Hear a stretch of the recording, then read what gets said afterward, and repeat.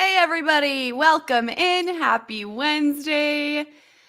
Hope you guys are all having a good morning so far. I know it's still a little bit early here on the West Coast, but all of you East Coasters, or hey, all of you across the pond, I'm sure you've been up and at 'em. So welcome into Beckoning the Broncos. I'm your host, Kim Becker. I believe we almost have everybody in here. We'll wait to make sure that we get everybody over there on Facebook. August 10th, Wednesday, August 10th already. Just a few days away from actual NFL football preseason, of course, so we won't see all of our starters out there quite yet, but we'll get a good taste of how the plays are being called, how the coaches are jiving together, how everything is going on. So really excited about that. We will wait for everyone to pop in here, and it looks like they just might be coming in. All right, guys. Welcome to Beckoning the Broncos. Like I said, I'm your host, Kim Becker. Another Wednesday has come and is here. And this week, we have actual preseason football to get excited about. And I know all of you guys are very, very thrilled about that. We've been waiting for this for a long time. And another thing that we've been waiting for a long time over when it comes to the Denver Broncos, when it comes to most of these teams, is the depth chart. And that was released Tuesday evening. So if you're watching this live, it is Wednesday morning right now. If you're watching it later on, we're going to go through the depth chart for you here a little bit, kind of break it down, talk about some surprises, talk about some things that we were expecting. And I would love to hear any of your guys' thoughts over in the chats. I see that there are several going on over there already. So good morning to everybody. I see a few of you guys. I know you were just over with Scott a little bit, so thanks for popping on over here right afterwards. Thanks for spending your Wednesday morning with me for a little while. The Broncos only have 2 more practices during training camp. Today and tomorrow, Thursday, with the Dallas Cowboys. They will be coming down, having that joint practice. So that'll be really the first time that we will be able to see what these guys look like against another opponent.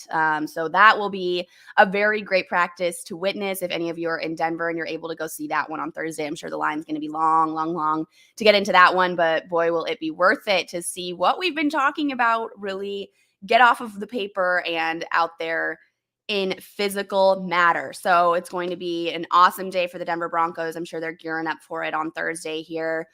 And then Saturday, the first preseason game for the Broncos against the Cowboys, we'll be able to see all of these new coaches. That's something that I'm really excited about seeing, is how they're going to play calls. We obviously know head coach Nathaniel Hackett will be playing the calls on the offensive side of the ball. So it'll be really interesting to see kind of, how he evaluates everything in the moment, how he is in the moment. His energy, I talk about this every week, is so contagious and it's so high and it's just got all of this enthusiasm in it. So it'll be really interesting to see how he is when he's calling plays. If he's the same, if he takes it a little bit more, kind of low energy, more serious, more stoic. Going to be very interesting to see how he is over on the sidelines. Offensive coordinator Justin Outen will be up in the box, I believe. So he'll be kind of the eyes up there in the sky for Nathaniel Hackett, which will be great. And then we've got Ejiro Evero down on the sidelines, defensive coordinator. So new coordinators, new head coach, new play calling, new chemistry, new everything. Obviously, we probably won't see much of Russell Wilson in the preseason. So we got to wait a little bit on that one. But hey, we'll be able to see a lot of these guys that we've been talking about out there and see them against a new opponent, which is going to be really, really great. So hello to everybody. I'll take a minute here before I dive into the depth chart and just say good morning to everyone. I've got Dom over on Facebook. He says, good morning, Kim, Scott, and Broncos country. How did you feel yesterday after the press conference on the new ownership, Denver Broncos for life? Yes, the new ownership that was pretty much sealed yesterday at their owners meeting. I thought it was great. It's hard to know exactly how it's all going to go down once they actually get to Denver, which happens today, I believe. On Wednesday, they kept saying tomorrow in their press conference, so that would be today. So they'll be in Denver now, and you heard Coach Hackett say after practice, whatever they want to do tomorrow, we will stop practice. We will do whatever they want. They're the owners. So it does really seem like everyone's got a lot of really great respect for this group coming in, the Walton Penner group. But it'll just be really interesting to see. We haven't really seen them in the NFL capacity yet. They haven't been, with a lot of the Broncos decision makers in person and really, appearing in front of a lot of people with them. I did think it was interesting if any of you heard Rob Walton called him Commissioner Goodell. Not sure how Roger Goodell felt about that one, but he did say Goodell twice. He's probably corrected it since. So a lot going on, a lot of words that he had to probably think of in his head. But I think it's going to be great. I mean, the whole Bolin era was fantastic, and it was such a bummer how all of that really went down. But I have the utmost respect for Pat Bolin and his family, really all of them. I grew up as an ice skater in Denver, and a couple of his daughters were also ice skaters. So I was around them sometimes, and they were nothing but nice. They were really a kind family. And, it was just kind of a bummer how that all unfolded. But, this is a business at the end of the day. So I'm really excited about this new era of the Denver Broncos for many, many reasons. And I think that the ownership group has to do a lot with that. So, I'm thrilled about it. I think the press conference was great. I think that they were received really well amongst the other owners and amongst the entire league. So here we go, guys. It's time, right? We've got new owners, we've got a new quarterback, we've got new coaching staff, and we are 3 days away from preseason football. So it is time. The time is here. There's nothing but positive vibes. I'm hearing some different things in the national media when it comes to the AFC West. A lot of people do think that the Chiefs are still going to come out on top. That now there's some skepticism with the Denver Broncos, just because I think of how all of the other teams' training camps are going and ours. But hey, it's not bad skepticism. It's just maybe not on the top of the AFC West that we had been hearing there in the offseason so much. But whatever. Put them aside. We're gonna stay excited here, and it's gonna be all good. So good morning to everybody else over in the chat.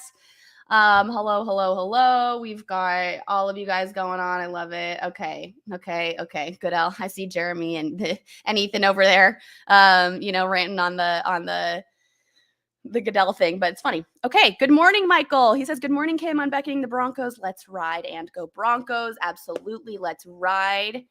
Oh my gosh. Also, just before I get to you, Albert, how funny is it that Russell Wilson is basically making fun of himself, with the whole let's ride thing? That's been hysterical. We've seen a lot of videos of him just kind of, having a little good chuckle about that whole thing, which is great. So we love that. Any rumors on Roquan linked to the Broncos? You know what? I haven't heard many of those. Maybe I'm out of the loop a little bit, but I don't think so. I think that we're going with what we've got here, and would be interesting to see though, Albert. I don't know. Maybe you guys have seen more than I have on that subject there, but I don't know. I'm looking at all of you guys over here too. Is Brandon Marshall just having fun hanging around from time to time, or is he saying sign me? That's a good question. I don't know about that one either, Lawrence.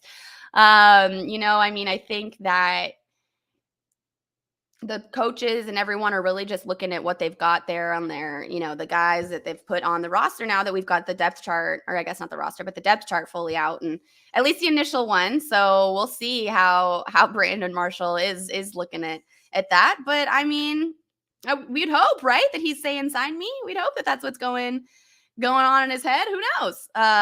Could be interesting there. We'll find out. But let's dive into this depth chart now that we're about 8 minutes in here. So good morning to everyone that has popped in. Let's see. Okay. We've obviously got Russell Wilson at quarterback. We've got Josh Johnson at QB number 2.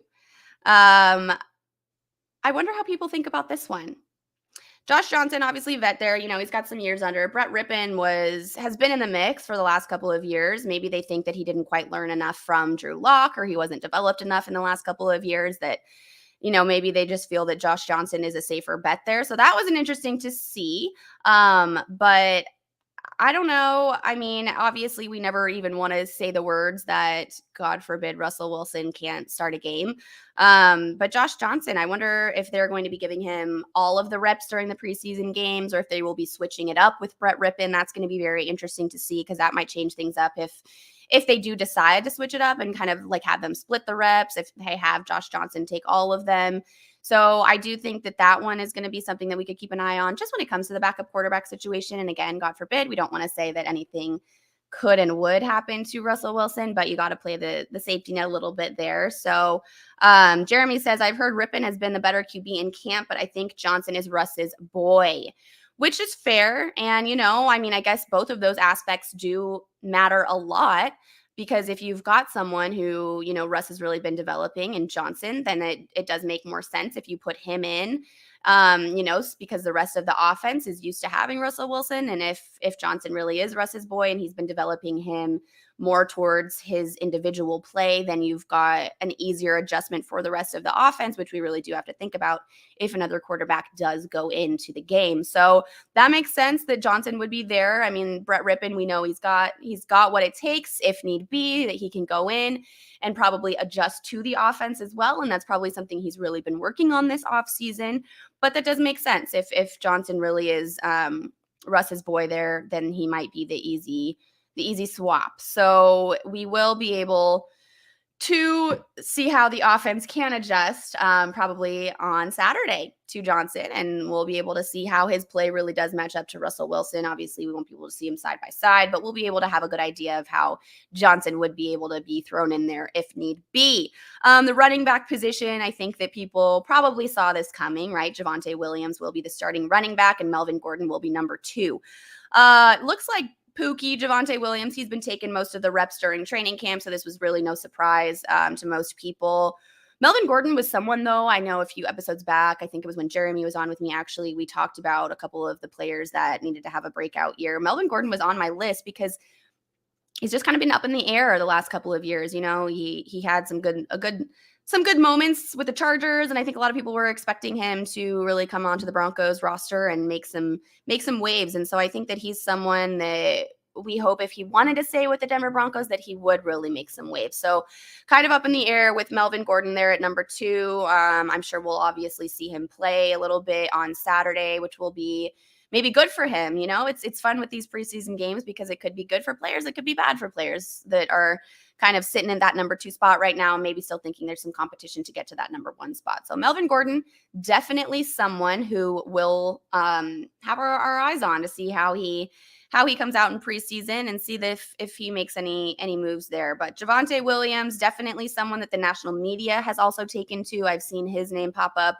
on NFL Network a couple different times, saying that he could be a really breakout star running back when it comes to the AFC. So excited about Javonte Williams, excited to have him there. Wide receivers, obviously, we have Courtland Sutton, Jerry Jeudy, and KJ Hamler at the starting 3. No surprises there after Tim Patrick's injury, of course. I think we were all expecting that. I did see that Courtland Sutton is dealing with a little bit of a shoulder thing, I think.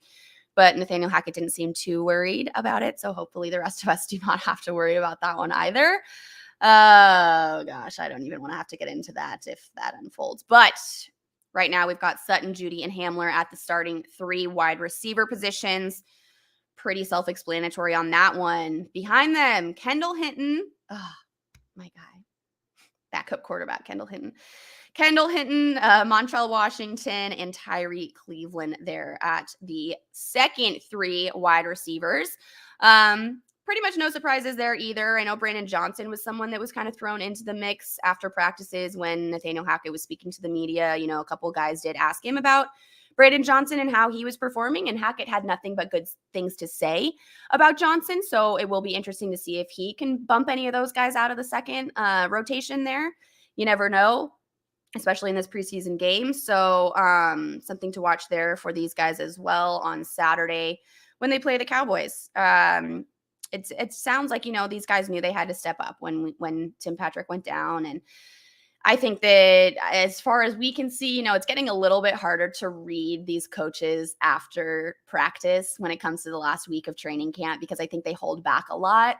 Not necessarily information. I mean, they're definitely holding back some information, but also you can't read as much from their face and from their body language. That's something that I really like to pay attention to the first, week or so in training camp, is because I think everyone's so excited and the coaches are so excited that you get to see a little bit more maybe what they're thinking, even if they're not using their words to say it with their body language. But the last couple practices, Nathaniel Hackett's been a little bit more reserved when it comes to a lot of things, but especially injuries and media asking about specific players and their injuries. So not quite sure what's going on with obviously the Courtland Sutton thing, but then Brandon Johnson, they're kind of just a generic, these guys have to step up. They know they have to step up, this and that. So I think they're still really evaluating that second wave of wide receivers there, if you ask me. I think that that's not quite set in stone, and that might be something that is kind of definitely going to be a hot observation during preseason. So we'll see. I'll take a little minute here to see what you guys are saying over in the chat. We've got Jamie and Jeremy going on. I'm ready for the season opener. You got it, Jamie. Jeremy says, I want to see Boone, get some run in the preseason and justify his contract. Absolutely, right? So we've got Mike Boone at that third string running back position right now. Definitely, I think that he's probably thinking, okay, I've got to make sure that these guys want to keep me, because that's going to be very important. That's not going to be a good look if he does not justify his contract. We all know that there's been a couple of players on the roster and on the team right now that need to do that. So yes, Mike Boone is definitely one of them, Jeremy. Jamie says, I don't think Russell Wilson will play at all during the preseason. I would be shocked if they put Russell Wilson in the preseason. There's just no reason. I know there's a couple different quarterbacks amongst the league who like to play in the preseason just because they like to kind of get their feet underneath them, take a few snaps before the regular season starts. Matt Ryan with the Colts is one of them. He just said that a couple days ago, and he's a quarterback that's starting, a veteran quarterback that is starting with a brand new team with the Colts, right? He came over from the Falcons. So he did say that, but he said at the end of the day, it's up to the front office. And I think it's kind of probably the same with Russell Wilson, although I don't think it's really up to the front office. If Russell Wilson wanted to take a few snaps, I'm sure that that Hackett would let him go in there and do that. I don't know if we're going to see any of them, any snaps. Jamie, I agree with you. I really don't think that he will play at all, just because he's someone that's made a name for himself in the league, and we know how he will show up. We know how he plays. We know how he prepares. We know how he practices. I just don't think that it's necessary to put Russell Wilson in there. So I would be surprised, shocked, honestly. So no, I agree with you on that one. But who knows? Again, it'll be really interesting to see how these coaches call things. Okay, we can move on to the tight end position. Albert Okwuegbunam is the first tight end on the depth chart there. Now, obviously, we know that Greg Dulcich was coming in here as a very, highly sought after tight end. There were some people who were surprised at that decision for the Broncos in the draft, but he's dealing with a little bit of a hamstring thing. Again, kind of hard to read Nathaniel Hackett talk about him. We know that, he was definitely more limited at practice these last few practices, and they said they're just working through them. Hamstrings are weird, I believe, is the term that Nathaniel Hackett used. So again, kind of hard to decipher what he means by that. If this is serious, if they think it's something that will just, be able to kind of be rolled out through this next week, and then they'll be good to go once regular season starts in a couple weeks here. We'll see. But, not a huge surprise there, I guess, but I do think that was a big competition spot between Alberto and Greg Dulcich. So interesting to see that Albert is the first one listed there. I do wonder if the hamstring thing weren't happening for Greg Dulcich, if he would have been able to bump Alberto out. But again, that's something that we could see develop over time as preseason starts, finishes, and then regular season continues, and we see what happens with that hamstring issue. So yeah, interesting there as well. Andrew Beck at the third tight end spot there, and then Eric Tomlinson and Eric Sober at the end, which we'll see if we ever get to the fifth string tight end. At right tackle, Calvin Anderson. At right guard, Quinn Miners. And center, Lloyd Cushenberry. Left guard, Dalton Reisner. And left tackle, Garrett Bowles. No surprise there with Garrett Bowles, obviously, but there was some, question marks around the rest of the offensive line. So there you have it there. Not too many surprises, I don't believe. I know that some people, were talking about Graham Glasgow there at the left guard position, wondering if he would be able to take over Dalton Reisner. There's been some issues with Graham Glasgow, some question marks around him, some injuries. So I don't think that is a huge surprise having Dalton Reisner ahead of him. It's maybe something that the Broncos, again, haven't quite set in stone. Maybe it's just where they're at right now when it comes to Graham Glasgow's status. So he's definitely someone that could maybe overtake that left guard position. But if we see the preseason lineup being Bowles, Reisner, Cushenberry, Miners, Anderson there, I don't think that they will stray away from that when it comes to the regular season game number one. If that's the lineup that we see in the first couple preseason games that they play, I just feel like if that's how they're going to set it up, if that's how these guys are going to get their feet underneath them, that's probably how we will see week one start. So another thing to keep our eyes on Again, if Russell Wilson doesn't play, that's just going to be the lineup probably for Josh Johnson to go in, to be the biggest replica that they can have of Russell Wilson, and then to make sure that O-line knows what is going on behind them and in front of them, literally all the time. And then we talked about the wide receivers there, so no surprises there. We'll move over to defense. We've got Draymond Jones and DJ Jones at the defensive end and defensive tackle over on that side. And then Deshaun Williams, strong linebacker, and Bradley Chubb, no question there. The Will, Malik Reed, no question there either. And then behind Chubb and Reed is going to be Baron Browning and Nick Bonito for that second depth of the edge rushers there. I don't think there was any surprises there. Bradley Chubb is a name that we've definitely talked about, how he's got to step up and really show what he's made of this year. He's a name that people have been throwing around for years and who they're expecting to see great things from. And I think that he knows that. He did speak after practice during training camp, so I know that he's got that in the back of his head as well. He knows that there's some expectations for him and that he's got to set the bar really high. Lawrence, I see that you have to go to work over there. Thank you so much for joining us this morning. He says, much love, everyone. Kim, you're killing it as always. I got to get back to work. Appreciate you, Lawrence. Appreciate you taking some time to come on over here to Beckoning the Broncos this Wednesday morning, the last Wednesday of training camp. So Lawrence, you enjoy the next couple practices and enjoy this preseason game. We'll have a lot to talk about after this game on Saturday. So we'll see you next week, Lawrence. Enjoy your work day. Okay, we'll pop back over here to the inside linebackers, Josie, Jewell, and Jonas Griffith. I don't think there were any surprises there either.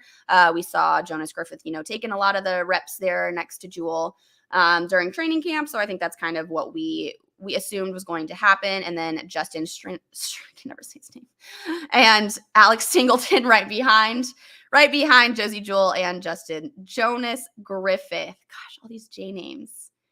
You'd think that I wouldn't talk for a living, but I do. So no surprises there, I don't believe. Then, of course, Pat Surtain at that cornerback position next to Ronald Darby, and then behind them, Michael Ojemudia and K'Wan Williams. Pat Surtain ready to ball out. We know that. And then at the strong safety and the free safety, of course, we've got Kareem Jackson at the strong, Justin Simmons at the free. And behind Kareem Jackson is Caden Stearns. And behind Justin Simmons is PJ Locke. So how do we feel about all of this, guys? Pop into the chat. Let me know how you feel about this major depth chart. Of course, then we've got the special teams too. We know that Brandon McManus is going to go as kicker, of course. Punter Sam Martin. So we do know that he's popping in there for the first string there. And then Montrell Washington is going to be the returner for both punts and kicks on special teams. Again, no huge surprises on that one. I'm excited to see how you guys feel about all of this. I mean, give me some information on what your thoughts were when you went through this depth chart. Tell me how you're feeling. Tell me what surprises that you guys had. You just kind of heard what I thought about mostly. Not too many surprises. It's just feels almost redundant kind of when we talk about it, because it's like we've talked about what we think is going to happen and then we see it on paper and we're like, okay, yeah. Okay, next. I love the depth chart. Like, it's so exciting to finally have their thoughts on paper, but now we're like, okay, let's go to the preseason, actually see if these are the guys that are going to start in the regular season. So we do still have a couple more weeks. Some shifting could happen, some puzzle pieces could be moved around, and it'll be interesting to see if that does happen. Let's see what's going on over here. Dylan, I love Browning at edge. Yes, he made a transition in training camp. We did have Nathaniel Hackett talk about that. We had Ivero talk about that. It sounds like they really love the transition that he made over to edge as well. And again, it'll be interesting to see he's in this, the second string there, if he can get some reps during preseason. Maybe we'll see him really ball out and see if he also loves the transition over to edge. That'll be something, that could change some things. We'll see, but I think that it's good for him to have some reps under his belt in the preseason for sure, because he's made that change. So that'll definitely be a good one to watch. Exactly. Jeremy says it feels like an initial depth chart, but I expect some adjustments. And that's kind of exactly what I was just saying. It's like we see it on paper and we're like, okay, yeah, but we know this isn't set in stone, especially with the word initial everywhere. So yeah, definitely not set in stone. Something that couple different positions there that we could see change. Michael Kerr is over there. He says, who's at right tackle? Right now, Calvin Anderson is at right tackle, Michael. So he will be the starting right tackle. There you go. Yeah. Oh, Ethan beat me to it. Ethan, maybe you should just run this thing, honestly. No, I'm just kidding. Thank you so much, Ethan, for popping in there before I got to it. But yeah, so definitely could see some adjustments when preseason starts. So really exciting there. What else is going on, guys? We've got obviously the ownership group. I feel like there's so much happening, but we're all just kind of like anticipating and anxious for this preseason game and the joint practice because we'll be able to see a little bit more. We're kind of at that point in training camp where it's like, okay, we've seen everything that we were expecting to see. We're just kind of getting more reps. You know, the installs are done. So they're just they're just making sure that they're perfecting the offense. They've learned everything. There's nothing new coming in. They're just perfecting. The coaches are getting a little bit more stoic, like I said, when it comes to the after practice media appearances. They're not giving us as much information as they were in the beginning. They're not really talking about as many new subjects and developments as they were in the beginning. So I think we're kind of just at that plateau point where we're just waiting for that drop off. We're waiting for football season. We're waiting for that preseason game. So it's definitely right around the corner. We know it's on Saturday, 2 days away, only 2 more practices left. And then we'll be able to really, really kind of see the next chapter. I feel like we're just really at the end here of training camp and everything's kind of the same. So Jeremy says, I want to see if Hackett is a coach who rides the hot hand in game or is more stubborn on the depth chart. I agree with you. I'm really, really anticipating to see how he calls some of these plays. Is he going to take some risks, and ride the hot hand, or is he going to just be more stubborn on the depth chart, like Jeremy says, and stick to what's on paper? It's going to be very interesting. I think that, he's probably kind of wondering the same thing. Obviously, none of us are inside of the meeting room, so we don't know exactly what is being said at this point, but it's hard to say because I know I talk about his energy so much and how much I love it and how I feel like he is someone who's kind of, flies by the seat of his pants and will make decisions on a whim and go with it and be very confident in it.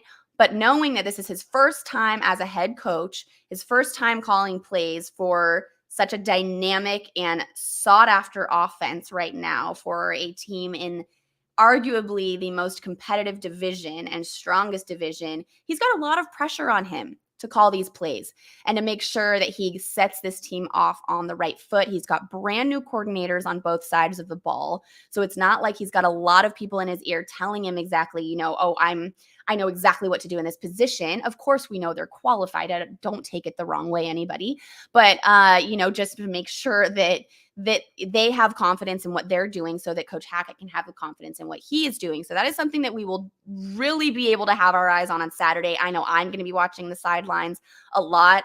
I wish there was, maybe I should write Peyton Manning and Eli Manning and say like, hey, when you guys do a Manning cast, can you get a camera down on the sidelines on the coaches all the time so that I can see how their body language is when they're reacting to decisions that the other team is making and then their own team is making, because I always am so fascinated with what goes through the coach's mind. So yeah, I will be watching the coaches as much as I can. I know I can't watch everything because I don't control the cameras, but that's going to be really exciting. Ethan, he says, good show, Kim and Broncos country. Appreciate you, Ethan. Thank you so much for stopping by. Thank you so much for the support. As always, it's much appreciated week after week. I hope that you have a great day. And next week, Ethan, don't forget to pop on over so we can talk preseason football and see how the Cowboys did against the Broncos. And we'll be able to see who played, see if there's any adjustments to the depth chart thus far. So Ethan, thank you so much. Have a great day. But yes, so it will be very interesting to see how Nathaniel Hackett reacts to whatever happens out on the field and how his demeanor is. And I can't wait. I'm sure he's super nervous. I'm super nervous for him, just thinking about how he would feel right now, knowing that in 3 days he's making his big debut. I wonder if he will be more nervous for the preseason game or for the regular season game, because the preseason game is also, one for them to just kind of get their feet underneath them, get some reps in at play calling. So I don't know. Maybe if there's anyone out there who can ever go and in the media and ask Coach Hackett if he was more nervous for preseason game number 1 or week 1 in the regular season, you let me know in a few weeks. What else is going on over here? I will wrap this up in just a few minutes. I do see Albert says that the meet and greet on September 25th. Yes, if any of you guys are able to go to that game, the Broncos play the San Francisco 49ers in Denver on September 25th, and that is when the Mile High Huddle meet and greet will happen. I am still up in the air whether or not I can come. I'm going to try my hardest. I do work super late on Saturday night, the night before, in another state, so I will try my best to make it there. I would love to see some of you in person, love to meet some of you. I think it was going to be a fantastic night. Should be a really good game. We don't know exactly what's happening with the 49ers either. Jimmy G's listed as like their fourth string quarterback, but he's still on the team. So you'll be able to see Trey Lance, most likely 99% sure you'll see Trey Lance out there against Russell Wilson at Empower Field. So that will be a fun game if anyone can make it to that. And then, of course, the meet and greet at the beginning. So it's going to be a great day overall. I know that some of you are saying you wish you could go. Oh, man. I mean, it would be so great if you could, but I totally understand. It's hard to make these things happen. But if you have the chance, go to that game, go see everyone from Mile High Huddle. You know, Chad will be there. All these guys will be there. And they would love to see you, I know. And I will try my best to be there. So I will. So stay tuned. Still tentative on that one. Michael says, Kim Becker, do you ever interview Eric Decker? I mean, I have not interviewed Eric Decker. That would be awesome. But no, I haven't interviewed many past Broncos, unfortunately. You know, we kind of just stick to what we've got going over here at Mile High Huddle, but I would love to talk to Eric Decker, love to get his take on what's going on with the Broncos in this era. So might have to put that one in my back pocket. Appreciate it. Okay, guys, I'm going to wrap this one up, but thank you so much for popping over here. Thank you so much for your support. This was another great episode of Beckoning the Broncos. We got to go through the depth chart, talk about the new Walton Penner ownership group, and get ready for the joint practice on Thursday with the Dallas Cowboys, and then the first preseason game for the Denver Broncos. So very exciting things. Really appreciate you guys all being here and chatting amongst yourselves, chatting with me, giving me your input. Please don't stop because I love this on Wednesday morning. I look forward to it every week. I will see you guys next Wednesday, and we will have a preseason game to talk about. So looking forward to that one. I hope you all have a fantastic week. Enjoy some NFL football this weekend, and I'll see you guys next Wednesday.